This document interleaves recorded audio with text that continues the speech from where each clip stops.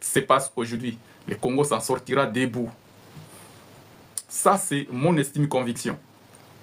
Il y a des gens qui prennent des exemples pour dire que non, le Rwanda, c'est un petit pays de 13 millions d'habitants. Il ne peut pas coloniser un grand pays de 110 millions d'habitants. Attention, attention, chers compatriotes, faites des recherches, renseignez-vous sur l'histoire de la Chine et le Japon.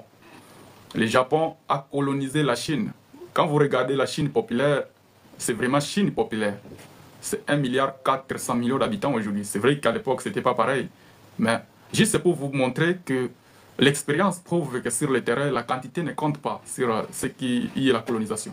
Et déjà, les grands Congo que vous connaissez a été colonisé par un tout petit pays de l'Union européenne, une force coloniale que tout le monde connaît, qui est la Belgique. Donc, la Belgique, pour votre information, c'est 80 000 fois plutôt le Congo.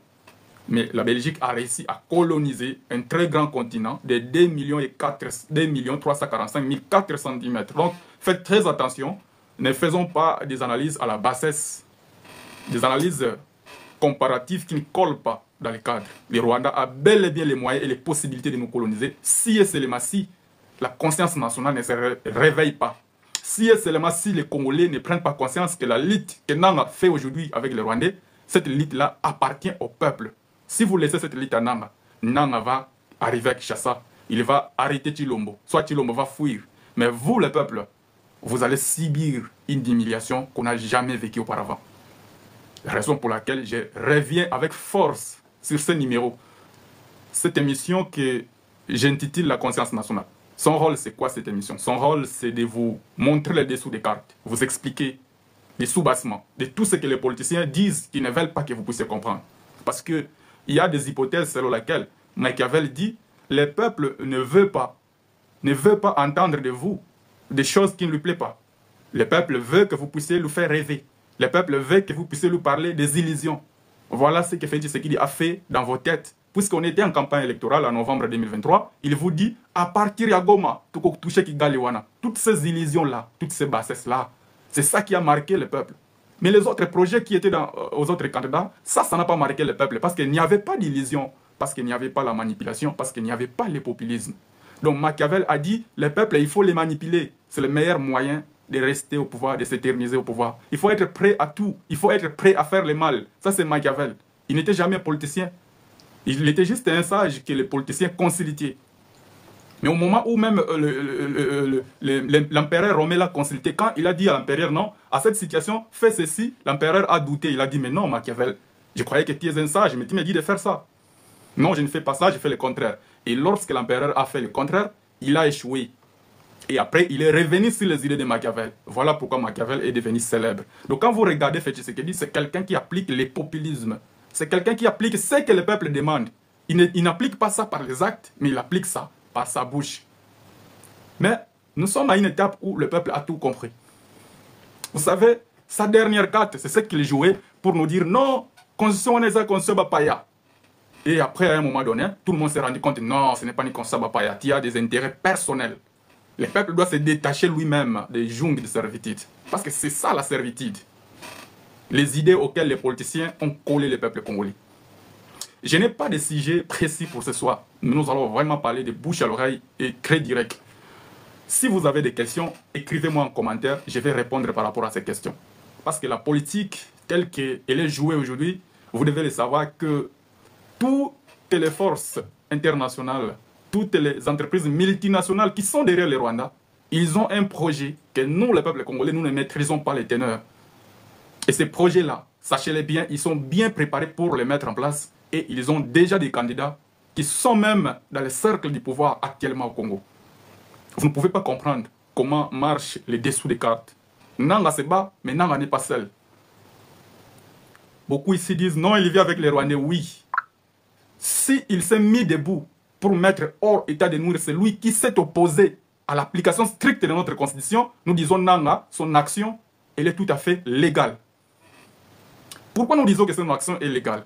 Moi, je ne peux pas vous dire des idioties qui ne sont écrits sur notre constitution. Je me base que sur la loi pour vous donner mon avis personnel. Parce qu'ici, mon avis ne compte pas. Ce qui compte, qu'est-ce que dit la loi? Dans notre constitution, je l'ai toujours dit, lorsque cette constitution a été conçue, ils se sont rendus compte qu'à tout moment où on crée les lois, ces lois-là ne sont pas appliquées. Et qu'est-ce qui arrive? Ce qui arrive, c'est qu'il y a toujours des gens, quand ils arrivent au pouvoir, ils commencent d'abord par violer ces lois, et en plus, ils continuent jusqu'à détruire même ces lois, détruire le système politique, détruire les institutions, détruire les entreprises publiques. Voilà. Je ne peux pas vous dire ici que tous les dirigeants que nous avons eu ont tous détruit les lois du pays ou les institutions ou les entreprises publiques. Non. J'ai dit les systèmes qu'on met en place ne permet pas, mais pas seulement le système. Le système, il est bon. Il est toujours bon. Depuis 60 jusqu'à aujourd'hui, nous n'avons jamais eu un problème de loi. On a seulement eu un problème d'hommes. Les gens malhonnêtes, ils font propagande, il arrive au pouvoir, il fait autre chose. Notre exercice de pouvoir, c'est ça qui bloque le développement du Congo. Mais comment ça bloque? Il faut expliquer ça à la genèse pour comprendre. Notre État que vous connaissez, la République démocratique du Congo, il est né de manière démocratique. Ça, je l'expliquerai à tout moment où j'aurai l'occasion. Cet État qui est né de manière démocratique en 1960 avait des objectifs précis. Nos ancêtres, avant même d'avoir l'indépendance, ils étaient divisés. Mais ils se sont dit, mais si on reste divisé, on n'aura pas l'indépendance. Les Congo central voulaient le fédéralisme. Et les Sankoro, là où il y avait les Lumumba, ils voulaient l'unitarisme. Les Katanga, ils voulaient le fédéralisme. Donc, l'Équateur, la même chose, l'unitarisme. À un moment donné, ils se sont dit, si on ne se met pas ensemble, le pays sera émietté, notre force, nous serons affaiblis. Battons-nous ensemble pour avoir cette indépendance ensemble. Raison pour laquelle dans notre hymne national, on dit très bien, debout Congolais, unis par les sorts. Mais c'est quoi les sorts? Il faut qu'on les sache. Les sorts, c'est ce que les Blancs nous ont réservé. C'est ce que les Blancs nous ont réservé. C'est ça que nos ancêtres ont dit. Nous devons rester unis par ces sorts-là. Quels étaient ces sorts réellement? Les Blancs ont unifié les ethnies et les tribus du Congo. Et ils ont mis ça ensemble. C'est ça que vous devez savoir, la différence du Congo. C'est quand ils ont mis ça ensemble, ce truc-là est resté collé plus qu'une nation. Regardez, aujourd'hui, nous avons un sentiment du patriotisme avec nos frères de l'Est, du Nord et du Sud. Même si nous n'avons pas de voies de communication qui nous permettent de circuler librement dans tous les pays.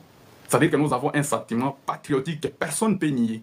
Et ce sentiment patriotique, c'est ça qui fait de nous que si on refait l'identité congolaise, et si on bâtit une nation avec une volonté commune, avec des valeurs et des principes de base auxquels nos pères fondateurs ont rêvé en 1960, nous finirons par devenir un peuple. Parce que je le dis, nous ne sommes pas encore un peuple. Avec beaucoup de précision. Pour construire un peuple, il faut que ce peuple-là ait un territoire, il faut que ce peuple-là ait une histoire commune, il faut que ce peuple-là ait une culture commune. Il faut que ce peuple puisse se référer à des origines communes. Pourquoi pas? Si on voit bien, nos origines, ça peut être différent. Donc ici, je ne parle pas des individus, mais je parle du Congo, en tant que pays qui peut bâtir une identité, qui peut construire, qui peut créer sa propre histoire. Parce que même la culture que vous voyez, on peut la créer, on peut l'orienter. À un moment donné, les Belges ont fait de nous ce que Mobutu a appelé, les Belges ont fait de nous des Belges d'Afrique. Mais Mobutu, quand il est venu au pouvoir, il a détruit ça. Il a dit, nous ne sommes pas des Belges, nous sommes des Zaïrois. Il a bâti une identité zaïroise. Mais cette identité a commencé, les processus devaient continuer. Puisque pour éduquer un citoyen, il faut 18 ans d'éducation en intensive. C'est ce qui n'a pas marché avec Mobutu. À un moment où il voulait avoir des citoyens zaïrois proprement dit, ces citoyens ont été détruits par des gens comme Étienne Tshisekedi, qui sont nés avec des idéologies pour nous dire que nous devons être démocratiques. Voilà. C'est ça qui a détruit l'identité zaïroise. C'est pour cela qu'on va se rendre compte après que mieux vaut être zaïrois qu'être congolais. Mais non, les deux sont toujours bons. Il faut juste avoir des dirigeants qui comprennent comment mettre en place les bases qu'il faut pour faire marcher les deux. Que ce soit zaïrois, que ce soit l'identité congolaise. Maintenant, regardez. Nous avons pris le pouvoir en 60. On arrive à 64. Les divergences continuent entre nos pères fondateurs. Ils se sont dit, on ne peut pas continuer comme ça. Parce que nous avons quelque chose qui nous dérange tous, la Constitution. Mais qu'est-ce qu'il y avait de mal dans cette Constitution? Je ne sais pas en profondeur. Ce n'est pas de ça qu'on va parler ici. Je vais juste dire qu'à chaque fois, le Congo a toujours construit une œuvre. Il se prépare aussi à la détruire. On a eu une Constitution à 59 qui nous a permis d'accéder à l'indépendance, qui n'était pas mal du tout. Mais en 64, on décide d'échoir cette Constitution, de mettre en place une autre Constitution qu'on appelait la Constitution de Louloabour. Qu'est-ce qui a été prévu dans cette Constitution? Ça ne sera certainement pas respecté, puisque déjà à 65, M. Joseph Kasavubu va toujours rester président sans pourtant organiser les élections. Il y a des faits dans ce circuit, dans cette histoire où Kassavou n'organise pas les élections en 65. Et le premier fait, c'est que quand il est élu président, démocratiquement président en 60, son mandat, il est de 5 ans jusqu'à 65. Maintenant, regardez, lorsqu'il change la constitution à 64, il est toujours resté président sans qu'on ait des élections. C'est ça aussi que les faits qu'on a toujours oublié. C'est ce que Félix Tshisekedi voulait faire maintenant. Il change la constitution, il reste président. Et vous savez la suite. Alors, sur ce qui est arrivé maintenant, qu'est-ce que je peux dire? Je peux dire seulement cette classe politique qui est avec nous n'a pas retenu les erreurs du passé. C'est quoi les erreurs du passé? C'est la jurisprudence qui nous montre que lorsque Kassavou change la constitution en 64, il reste président sans organiser les élections, sans être élu par le peuple. Donc on est entré directement, normalement, de 60 à 64, c'était déjà la deuxième république, en pratique, puisqu'il y avait une autre constitution. C'était déjà la deuxième république. Mais on n'a jamais fait des élections à ce moment-là. Kassavou s'est maintenu au pouvoir. Une année après, pour ceux qui estimaient que son mandat, ça devrait terminer en 65, donc il devait organiser les élections. Il n'a pas fait ça. Et puis, on a fait un coup d'État. Mobutu arrive avec un coup d'État. Il laisse la même constitution pendant 2 ans. Mobutu ne va pas mal gérer le pays parce que la constitution le bloquait. Non. Il va très bien gérer le pays de 65 jusqu'à 67, avec la même constitution que Kassavou va laisser. 2 ans après, Mobutu s'est dit, avec des gens comme Etienne Tshisekedi, ils vont lui aider, ils vont lui dire non, il faut changer ça. Alors, les gens comme Etienne Tshisekedi, il était d'abord membre de l'équipe dirigeante de MPR, Mouvement de la Révolution Populaire. Ils vont créer ça, ils vont créer la personne de Mobutu, ils vont les honorifier, on va les personnifier comme un dieu. Voilà. Nous sommes arrivés là où nous sommes. Nous savons tous qui était devenu Mobutu à un moment donné. Etienne Tshisekedi a participé à ces travaux-là. Il a participé de manière intensive. Et on n'a jamais rappelé au peuple congolais qu'il était ministre de justice, même quand on a condamné les non-martyrs de l'indépendance, ceux qui étaient enterrés à la place là où on a construit le stade des martyrs. C'est Etienne Tshisekedi qui était ministre de justice. Etienne Tshisekedi était ministre de l'Intérieur lorsque Kasavubu tombe malade en 69. Il demande une autorisation de sortie pour aller prendre des soins à l'étranger.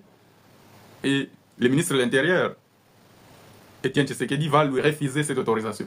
Voilà. C'est ça l'histoire. On ne peut rien changer là-dessus. Mobutu va changer la constitution. Il va mettre en place ce que lui, il a appelé le nouveau monde. Parce que Zaïre, ça veut dire nouveau monde.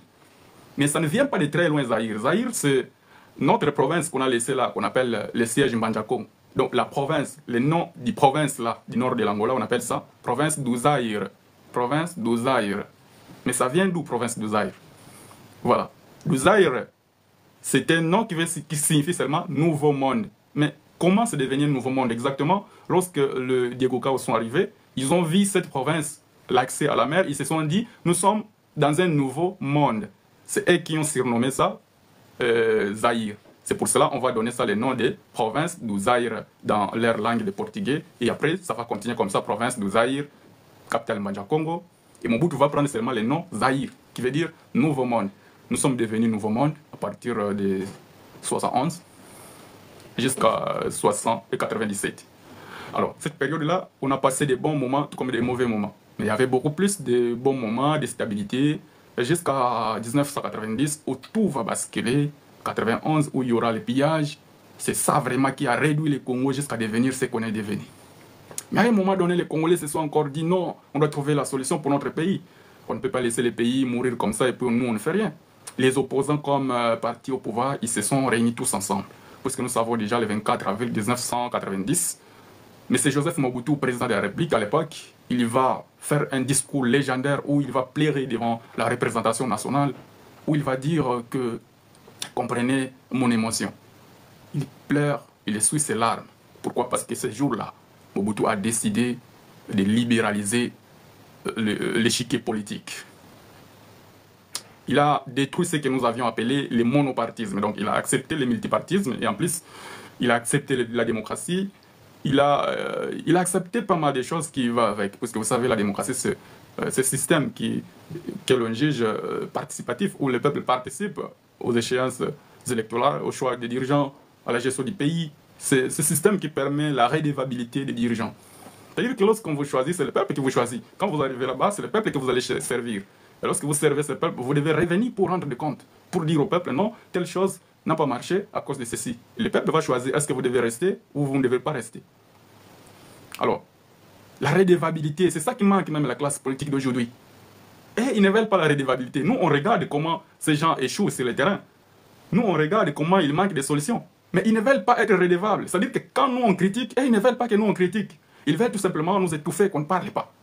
Ils gèrent comme si c'était leur propre bien. Mais non.